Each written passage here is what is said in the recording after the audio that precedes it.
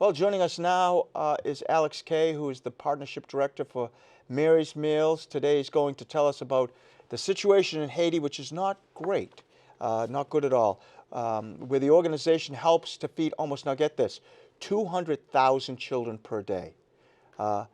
First, thanks so much for being with us today. Could you give us an overview of the work Mary Meals does around the world? Yeah, of course, Jay. Thank you for having me.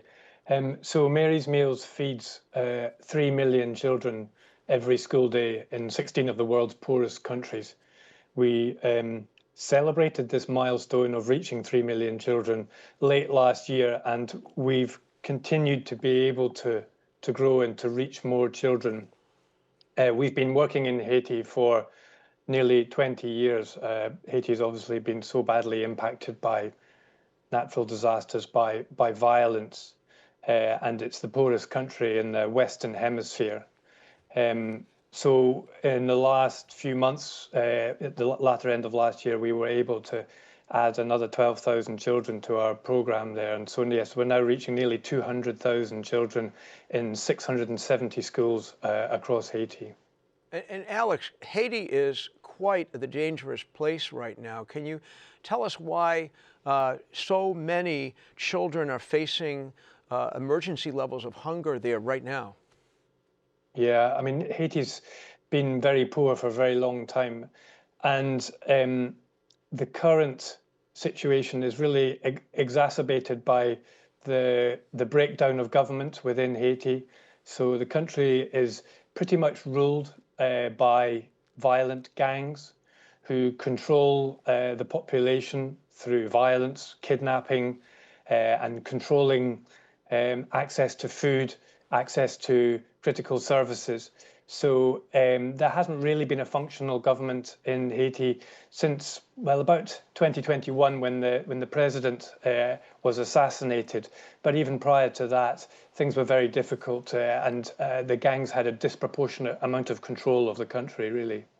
And logistically, Alex, it must be really difficult to get that much food to so many people, hundreds of thousands of people and of children in a safe way. How do you do it?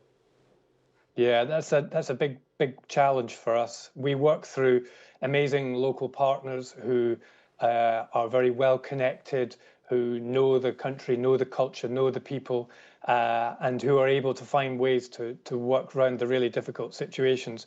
But that's one of the big challenges that we're facing at the moment is as the situation has deteriorated there, that many of the supply routes that we would normally rely on are not available to us. Many of those roads that come out of the capital, Port-au-Prince, where we would transfer our food through, are closed. There's often armed checkpoints to try and control the flow of food and people. So we have to be very creative in how we find solutions, and those amazing local teams are doing that.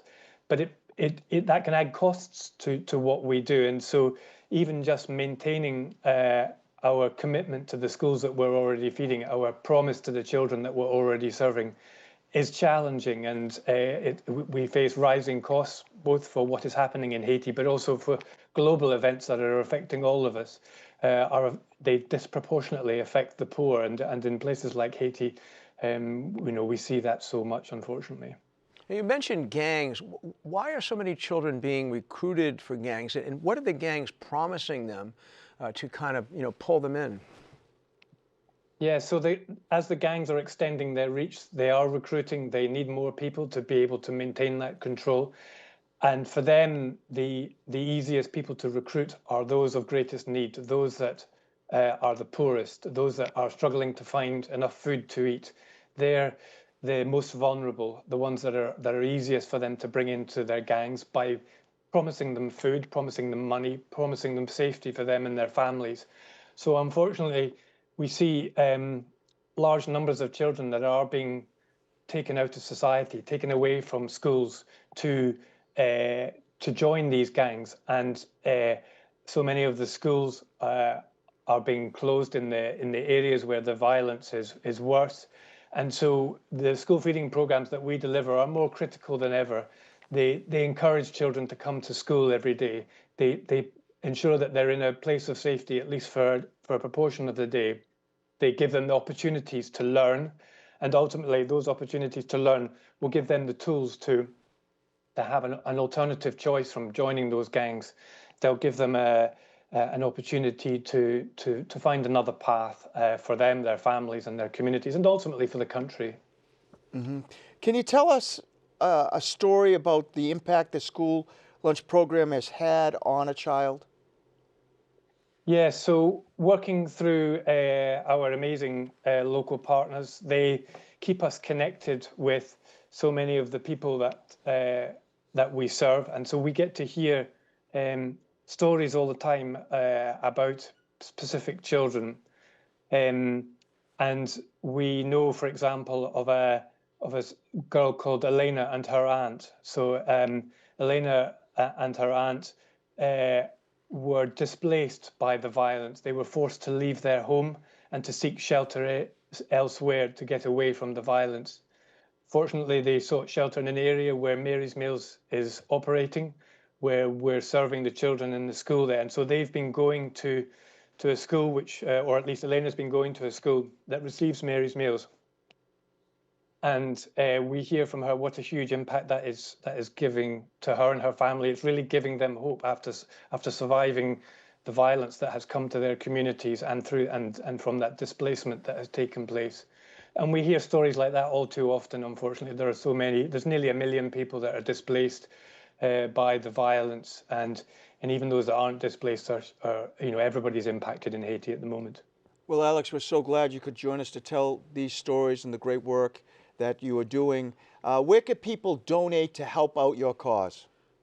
Yeah, that's appreciated, Jay. So I would encourage people, if they can, to go to our website, marysmealsusa.org, where they can find lots of different ways to support. It costs just $25.20 to feed a child for a whole school year.